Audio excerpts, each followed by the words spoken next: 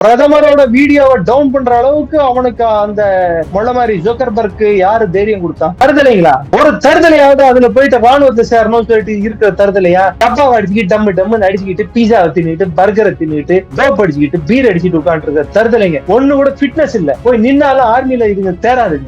உங்களுக்கு கேள்விகள் இருந்தா, உங்களால கேள்வி கேட்க தெம்பு இருந்தா, திராணி இருந்தா, துப்பு இருந்தா, அறிவு இருந்தா ஒண்ணு இருக்கு. இன்னொருத்தர் சொல்லுவாரு அது வட்ட கிணறு, அதுக்குள்ள நான் குதிக்க மாட்டேன். ஆனா சிஜேபிக்கு 2 மாசம் முன்னாடி ஸ்டார்ட் ஆன ஒரு கட்சிக்கு மே 16ஆம் தேதி ஸ்டார்ட் ஆகுது கூட்டம். அது கட்சி இல்ல, கூட்டம், கும்பல். அந்த கும்பலுக்கு எப்படி 40 மில்லியன் சப்ஸ்கிரைபர்ஸ் வந்தாங்க? கர்மாம்பூச்சிக்கு. கர்மாம்பூச்சி சீக்கிரமா இனப்பெருக்கம் பண்ணணும்னு எனக்கு தெரியும். ஆனா இவ்வளவு சீக்கிரம் இனப்பெருக்கம் பண்ணணும்னு எனக்கு தெரியாது. கோக் கேனை வச்சுக்கிட்டு மேல இருந்து போஸ்ட் கொடுக்குறாங்க நேற்று சம்பாஜி நகர்ல. தீப்கியாவோட அப்பாவோட சம்பளம் 65,000 ரூபாய். யாரு காசு கட்டி பாஸ்டன் யூனிவர்சிட்டிக்கு அமிச்சா?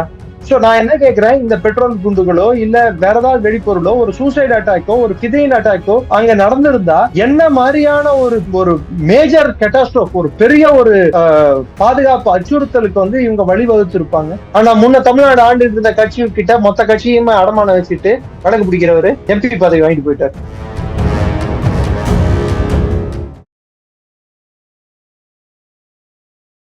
இளைய பாரத நேயர்களுக்கு வணக்கம். இன்னைக்கு நம்ம நேர்காணல நம்ம சிறப்பு விருந்தினர் டாக்டர் நிரஞ்சன் சார் அவர்கள் தான். சார் வணக்கம் சார். ஜெய்ஹிந்த். வணக்கம். மார்க் ஜூக்கர்பர்க்கு FBA மன்னிப்பு கேட்டிருக்காங்களே, அப்பாலஜி கேட்டிருக்காங்களே சார் இப்போ மோடி வீடியோ அது காரணம் இருக்கிறதே உலகத்திலேயே பெரிய மார்க்கெட் அவனுக்கு இந்தியா தான். இங்க போச்சுன்னா திரும்பி எல்லா இடத்துலயும் படுத்துக்கும். ஒரே நாள் ஷேர் கொலாப்ஸ் ஆயிடும். மீட்டாவோட ஷேர்ஸ் தானா சிக்கினாரு. ஹைதராபாத் போலீஸ் என்ன பண்ணாங்க? எஃப்ஐஆர் போட்டாங்க வீடியோவை, பிஎம் வீடியோ இது பண்ணதுக்கு. ரெண்டாவது, சைல்டு போர்னோகிராஃபி கண்டென்ட்டை ப்ரொமோட் பண்ணிட்டு இருக்கு இன்ஸ்டாகிராம். 18 வயது கீழே இருக்கக்கூடிய குழந்தைகளோட ஆபாச படங்களும் ஆபாச கலந்த விஷயங்களையும் வீடியோக்களை ப்ரொமோட் பண்ணிட்டு இருக்காங்க. இத நிஷிகாந்த் தூபே அவர்கள் தலைமையில இருக்கக்கூடிய பாராளுமன்ற குழு போட்டு வறுத்து எடுத்துட்டாங்க மிட்டாவோட ஹெட்டை. இது இன்ஸ்டா ஸ்பான்சர்டு ஒரு வன்முறை. ரெவல்யூஷன் நான் சொல்ல மாட்டேன், வன்முறை.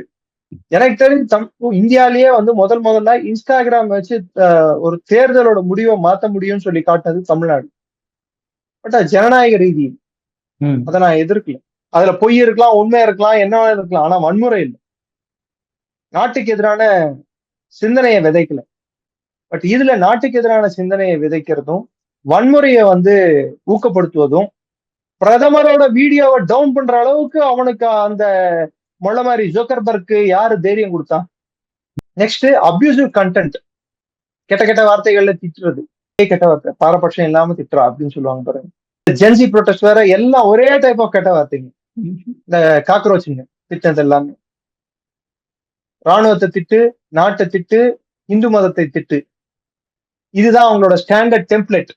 ஆக இதுல இருந்து நம்ம கத்துக்கூட பாடம் என்னடான்னா, டெக்னிக்கலா எப்படி ஃபாரின் பிளேயர்ஸ் இன்னைக்கு இருக்கக்கூடிய டூல்ஸ், சோசியல் மீடியா டூல்ஸை யூஸ் பண்ணி மேனிபுலேட் பண்ண முடியும். அதாவது நம்மளோட மூளை செலவை எப்படி செய்ய முடியும், மண்டை கழுவுறது அப்படின்வாங்க லோக்கல் தமிழ்ல சொன்னா, எப்படி மண்டை கழுவ முடியும்ன்றதுக்கு இன்ஸ்டா ஒரு பர்ஃபெக்ட் எக்ஸாம்பிள்.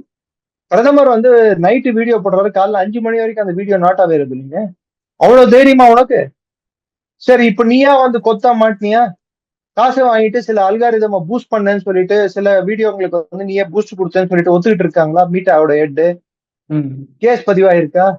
சரி, யாரெல்லாம் எவன் ஐபி அட்ரஸ் யூஸ் பண்ணி இந்த வீடியோஸை போஸ்ட் பண்ணான், அவனோட டேட்டா என்ன, அவன் எத்தனை வருஷமா இருக்கான், இந்த டீட்டெயில் எல்லாம் கவர்மெண்ட் ஆஃப் இந்தியா ஷேர் பண்ணு. கவர்மெண்ட் இந்த இந்த வீடியோஸ் எல்லாம் நீக்குன்னு சொன்னா அந்த வீடியோ நீக்கு.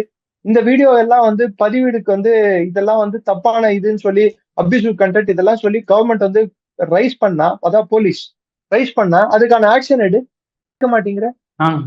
ஏன் சார், நான் ஒரு கேள்வி கேட்கிறேன். இன்ஸ்டால 130 மில்லியன், அதாவது இந்தியாவில அதிகமான வியூவர்ஷிப் இருக்கு. அதுல 130 மில்லியன் வியூவர்ஸ் இந்தியாலேயே இல்லையா? இந்தியா ஆனா போட்டிருக்கிறது இந்தியால இருந்து ஆப்ரேட் ஆகுதுன்னு சொல்லிட்டு. சுடான்ல இருக்கான், இத்தோப்பியால இருக்கான், பாகிஸ்தான்ல இருக்கான், டர்க்கில இருக்கான், பங்களாதேஷ்ல இருக்கான், இந்தியாவில தவிர்த்து மற்ற இடத்துல எல்லாம் இருக்கான். அவன் போட்டிருக்கிறது பயோல போட்டிருக்கிறது எல்லாமே நான் இந்தியன் அப்படின்னு சொல்லிட்டு. அப்ப இவங்க எல்லாம் யாரு? பாட்ஸ் தானே. இந்த சிஜேபி ப்ரொடெஸ்ட்க்கு நான் ஒரு புள்ளி விவரத்தை சொல்றேன். நான் கிட்டத்தட்ட இவங்களோட ஃபாலோவர்ஸ் வந்து 40 மில்லியன். சிஜேபி, பிஜேபிக்கு 10, காங்கிரஸுக்கு ஒரு 12 15. எல்லாம் பிஜேபியோட அதிகம் இன்ஸ்டால காங்கிரஸ் ஃபாலோயிங். அத பல பேர் காங்கிரஸ் திட்டுறவங்களும் இருக்காங்க, ஆதரிக்கிறவங்களும் இருக்காங்க. ஆன்டி ரிசர்வேஷன் ப்ரொடெஸ்டுக்கு 8 மில்லியன் ஃபாலோவர்ஸ் இருக்காங்க. ஆன்டி ரிசர்வேஷன் இருக்கு. அது மாதிரி பல கட்சிகளுக்கு அவங்க இன்ஸ்டா ஃபாலோவிங் இருக்கு. அவங்க எல்லாரையும் சேர்த்து ஆர்கானிக்கா எடுத்து பார்த்தா கூட இந்த 40 மில்லியனோட கொஞ்சம் அதிகமா இருக்கு. அப்படி இன்ஸ்டாக்கு மாத்திரம் எப்படி 40 மில்லியன் வந்தது? சிஜேபிக்கு மாத்திரம் எப்படி 40 மில்லியன் வந்தது? மற்ற எல்லாரும் சேர்ந்து இந்தியால வந்து காங்கிரஸோட ஓட்டு அவங்களோட பர்சன்டேஜ் எடுத்து பாத்தீங்கன்னா 20% ஓட்டு வாங்குறாங்க. பிஜேபி கிட்டத்தட்ட 36%, 2 பேரும் சேர்த்து 56%. போராடி தேர்தலில் ஓட்டு எடுத்த மொத்த இந்தியாவோட மக்கள் தொகையை எடுத்து பார்த்து நீங்க கணக்கீடு போட்டீங்கன்னா அதுல 56% மக்கள் வந்து காங்கிரஸுக்கும் பிஜேபிக்கும் ஓட்டு போட்டிருக்காங்க. அப்ப அந்த கணக்கீடு எடுத்து பார்த்தா கூட அதுல ஒரு குறிப்பிட்ட சதவீதம் வந்து இன்ஸ்டால இருக்காங்க அப்படின்னு சொல்லி நீங்க எடுத்து பார்த்தா கூட அது மேட்ச் ஆக மாட்டேங்குது. ஆனா சிஜேபிக்கு 2 மாசம் முன்னாடி ஸ்டார்ட் ஆன ஒரு கட்சிக்கு மே 16 ஸ்டார்ட் ஆகுது. கூட்டம், அது கட்சி இல்ல, கூட்டம், கும்பல். அந்த கும்பலுக்கு எப்படி 40 மில்லியன் சப்ஸ்கிரைபர்ஸ் வந்தாங்க? கர்மாம்பூச்சிக்கு கர்மாம்பூச்சி சீக்கிரமா இனப்பெருக்கம் பண்ணணும்னு எனக்கு தெரியும். ஆனா இவ்வளவு சீக்கிரம் இனப்பெருக்கம் பண்ணணும்னு எனக்கு தெரியாது. உண்மையை சொல்றேங்க. பன்னி, கர்மாம்பூச்சி, எலி இதெல்லாம் சீக்கிரம் இனப்பெருக்கம் பண்ணக்கூடியது. எதெல்லாம் வந்து டிசீஸை ஸ்ப்ரெட் பண்ணுமோ, அதாவது தொற்று ஸ்ப்ரெட் பண்ணுமோ அதெல்லாம் சீக்கிரம் இனப்பெருக்கம் பண்ணும். அப்படி பார்த்தா சமூகத்தின் நோயா அவலமா கருதப்படுறது இந்த கரப்பான் கூட்டம். இந்தியாவோட இறையாண்மைக்கும் ஒற்றுமைக்கும் ஒருமைப்பாட்டுக்கும் பங்கம் விளைவிக்கணும்னு சொல்லிட்டு அந்நிய சக்திகளால் கட்டமைக்கப்பட்ட ஒரு தேச துரோக கும்பல் தான் இந்த கரப்பான்கள். ஸோ அது இனப்பெருக்கம் அதிகமாகிறது வந்து it is not abnormal, it is natural. ஆனா அந்த இனப்பெருக்கத்துல எங்கிருந்து அந்த இனப்பெருக்கம் வந்திருக்கு? உள்நாட்டிலேயா வெளிநாட்டியோட சேர்த்தா அப்படின்னு சொல்லி பார்த்தா வெளிநாட்டுல இருந்து. ஸோ இதுக்கு மிட்டா ரோல் பிளே பண்ணிருக்கு, குறிப்பிட்டு இன்ஸ்டா ரோல் பிளே பண்ணிருக்குன்னா அப்ப இன்ஸ்டா மேல ஆக்ஷன் எடுக்க வேண்டிய ஒரு கட்டாயம் இருக்கு. நான் மறுபடியும் சொல்றேன், இந்த நானே வந்து சில நேரங்கள்ல இந்த இன்ஸ்டா பேன் பண்ண என்னன்னு யோசிச்சிருக்கேன், பேன் இன்ஸ்டான்னு சொல்லிட்டு. ஆனா இன்ஸ்டா பேன் பண்ணா இதனால இன்னும் கொஞ்சம் பிரச்சனைகள் அதிகரிக்கும். அட்லீஸ்ட் சில நேரத்துல ஆக்கப்பூர்வமான கோபங்களையும் சில நேரத்துல எதிரியோட சிந்தனையும் நம்ம கண்டுபிடிக்கக்கூடிய விஷயங்கள், எதிரியோட எண்ணத்தை கண்டுபிடிக்கிறதுக்கும் சரி, மக்கள் சமுதாயத்துல இருக்கக்கூடிய ஆக்கப்பூர்வமான கோபங்களையும் வெளிப்படுத்துறதுக்கு இன்னைக்கு சோசியல் மீடியா வந்து ஒரு வழியா இருக்கு. கரெக்டுங்களா? அந்த அந்த வழின்றது வந்து அந்த ஒரு விண்டோன்றது வந்து இன்னைக்கு இல்லாம போயிடக்கூடாது. அந்த விண்டோ இல்லாம போயிடுச்சுன்னா அது கவர்மெண்ட் மேல பிரஷர் இன்னும் அதிகரிக்கும். உதாரணத்துக்கு பங்கிப்பூர் பிரசாந்த் கிஷோர் பிகே ஒரு சீட்டு வின் பண்ணதுக்கு என்னவோ இந்தியாவோட அடுத்த பிரதமர் ஆயிட்டாருன்னு சொல்ற அளவுக்கு ஏன் இவ்வளவு ஆம்பிளிஃபை பண்ணாங்க? சோ ஒரு நெரேட்டிவ் செட் ஆயிருக்கு. இப்ப பாருங்க, அந்த ஜென்சி ப்ரொடெஸ்ட், இந்த எலெக்ஷன் நடந்தது அந்த ஜென்சி ப்ரொடெஸ்ட் டைம்ல தான். சோகால் ஜென்சி, யாருமே ஜென்சி இல்ல, சோகால் இந்த கரப்பான்களின் போராட்ட வன்முறை போராட்டம், தேச விரோத செயல்கள் நடக்கிற அந்த சந்தர்ப்பத்தை தான் இந்த இடைத்தேர்தல்கள் நடந்திருக்கு. நாளைக்கு இதை ஒரு எக்ஸ்பெரிமெண்டல் பேசிஸா தேர்தலுக்கு முன்னாடி இது மாதிரி ஒரு விஷயத்த கட்டவிக்க மாட்டாங்கன்னு இருக்கு. இதே மாதிரி ஒரு சுச்சுவேஷன் தானே பங்களாதேஷ்ல ஷேக் ஹசீனாக்கு எதிராக கட்டமைச்சாங்க. ஆனா ஷேக் ஹசீனா செய்த தவறு என்னடான்னா, அன்னைக்கு இருந்த சூழ்நிலைக்கு ராணுவத்தையோ இல்ல போலீஸையோ வந்து துப்பாக்கி சூடுல அதுல ஈடுபடுத்தியது அவங்க செய்த தவறு. அதுக்கு பதிலா இந்திய அரசாங்கம் பண்ண ஒரு வேலை என்னடான்னா, உயிர் சேதம் இருக்கக்கூடாதுன்ற ஒரு முடிவை எடுத்தாங்க. உயிர் சேதங்கள் தடுக்கப்பட வேண்டும், எஸ்பெஷலி அதர் சைட்ல உயிர் சேதம் இருக்கக்கூடாதுன்னு நினைச்சாங்க. இப்போ வந்து மாட்டினாங்களா? இன்னைக்கு இந்த பேர் என்ன, தத்தி, சௌரவ் தத்தி, அவன் இருக்கிற வீடு வந்து ரெண்ட் மாத்திரம் 9 லட்சம் ரூபாய். சித்தார்த் வரதராஜன் சொல்லிட்டு சந்து பேப்பர்ல ஒரு காலத்துல ஒர்க் பண்ணிட்டு இருந்தான். அந்த சந்து பேப்பர்ல ஒர்க் பண்ணிட்டு ஆன்டி நேஷனல் கண்டென்ட்டுக்கு பேர் போன ஒரு ஆன்லைன் போர்ட்டல், நம்ம கரண்ட் வருமே, அது பேர் என்ன, கரண்ட் பாஸ் ஆகுமே சார், கரண்ட் நம்ம வீட்டுல அந்த ஏதோ கட்டா இருந்தா தானே கரண்ட் வராது, அது என்ன கட்டா இருக்கு பாரு அப்படின்னு அந்த வார்த்தை பேரு டபிள்யூல ஸ்டார்ட் ஆகும். என்ன அது? வயரா? ஆஹ் அந்த அந்த பேர்ல மேகசின் நடத்து எல்லாருமே வந்து ஆன்டி நேஷனல் அஜெண்டா வந்து வச்சுட்டு இருக்கிறவங்க. அதுல இவர் சில நாளா வந்து ஜெர்னலிஸ்டா வேலை பார்த்துட்டு இருக்கானோ. ஆல்ரெடி வந்து ஜட்ஜு கேஜ்ரிவால் கேஸ்ல அவங்க கேஜ்ரிவால் அரெஸ்ட் கொடுத்த ஜட்ஜ் நினைக்கிறேன், அவங்க பேரு ஜஸ்டிஸ் காந்தா நினைக்கிறேன். அவங்க மேல அவதூறு வழக்கு, அவங்க மேல இஷ்டத்துக்கு எதை எழுதி அவதூறு வழக்குல இவன் மேல கேஸ் நடந்துட்டு இருக்கு, சௌரவ் மேல. சௌரவ்னு சொல்றதுக்கே எனக்கு அசிங்கமா இருக்கு. ஏன்னா சௌரவ்னா எனக்கு ஞாபகம் வருது சௌரவ் கங்குலி, தாதா, நிஜமான தாதா. வாஸ் அன் இன்ஸ்பிரேஷன் டு ஒரு அந்த காலத்துல இளைஞர் சமுதாயத்துக்கு ஒரு ஒரு இன்ஸ்பிரேஷனா இருந்தான். Was a fighter. 2000 அவர் கேப்டன் ஆகும்போது 8th ரேங்க்லயோ 9th ரேங்க் 8th பொசிஷன்ல இருந்தது இந்தியா. பேரு அதாவது அப்போ பிரைட், அதாவது மேட்ச் பிக்சிங் ஸ்கேண்டல் வந்து இந்திய அணியில இருந்த முக்கியமான பிளேயருங்க பல பேர் பேன் செய்யப்பட்டார்கள். டெண்டுல்கர் எனக்கு கேப்டன்சி வேணாம்னு சொல்லிட்டாரு. இந்தியாவோட இமேஜ் வந்து பெருசா கிரிக்கெட்ல அடி வாங்கிட்டு இருந்தது, வாங்கிடுச்சு. அந்த ஒரு சூழல்ல இந்திய அணியை கையில எடுத்து by 2003 we are in the World Cup finals. ஆமா சார். 2002 சாம்பியன்ஸ் ட்ரோஃபியை வின் பண்றோம். 2003ல வேர்ல்ட் டெஸ்ட் ரேங்கிங்ஸ்ல நம்பர் 2ல இருக்கு. அதுக்கப்புறம் சௌரவ் கங்குலி எடுத்துட்டு வந்த பிளேயர்ஸோட லிஸ்ட் பாத்தீங்கன்னா தலை பலன்னு சொல்ற தோனி முதல் கொண்டு, ரெய்னா முதல் கொண்டு, ரெய்னா இல்ல தோனி முதல் கொண்டு, ஹர்பஜன் சிங், ஜஹீர் கான், யுவராஜ் சிங், வீரேந்தர் சேவாக், எல்லாரும் எத்தனை வருஷம் இந்தியா ஆடி இருக்காங்க. எல்லாமே 100 கிட்டத்தட்ட பல வண்டேகள் ஆன. யுவராஜ் வந்து 100 டெஸ்ட் ஆடல, மத்தவங்க எல்லாம் தோனியும் 100 டெஸ்ட் ஆடல. ஆனா அவங்க எல்லாருமே வேர்ல்ட் கப் வின்னர்ஸ். 2011 உலகக்கோப்பை ஜெயிச்ச டீமோட ஒரு நியூக்ளியஸ பில்ட் பண்ணது சௌரவ் கங்குலி. அது மாதிரி ஒரு திறன் வந்து இந்த அமெரிக்கன் ஏஜென்ட் தீப்கேக்கும் தத்தி தாஸ்க்கும் இருக்கா? கோக் கேனை வச்சுக்கிட்டு மேல இருந்து போஸ்ட் கொடுக்குறாங்க நேற்று சம்பாஜி நகர்ல. தீப்கேவோட அப்பாவோட சம்பளம் 65,000 ரூபாய். யாரு காசு கட்டி பாஸ்டன் யூனிவர்சிட்டிக்கு அமிச்சா? இப்ப அது சார் நீங்க கவர்மெண்ட் போட்ட கேஸ் எடுக்கலாம். அப்படி பார்த்தோம்னா தீப்கே சவால் விடுறாரு சார். நான் வந்து என்னுடைய ஸ்காலர்ஷிப்போட விஷயங்கள் எல்லாத்தையும் காட்டுறேன், மோடி அவர்களுடைய டிகிரி சர்டிபிகேட் காட்ட முடியுமான்ற மாதிரிலாம். டெல்லியில வந்து ஆல்ரெடி ப்ரூவ் ஆயிடுச்சு. உன் கட்சி, நீ எந்த கட்சிக்கு வந்து சொம்பு அடிச்சிட்டு இருந்தியோ அந்த கட்சி ஆம் ஆத்மி கட்சி கேஸ் போட்டு அதுலயே காட்டியாச்சு டெல்லியில மோடியோட சர்டிபிகேட். நீ காட்டுறேன்னு சொல்றத எதையுமே காட்ட மாட்டேங்கிறிய.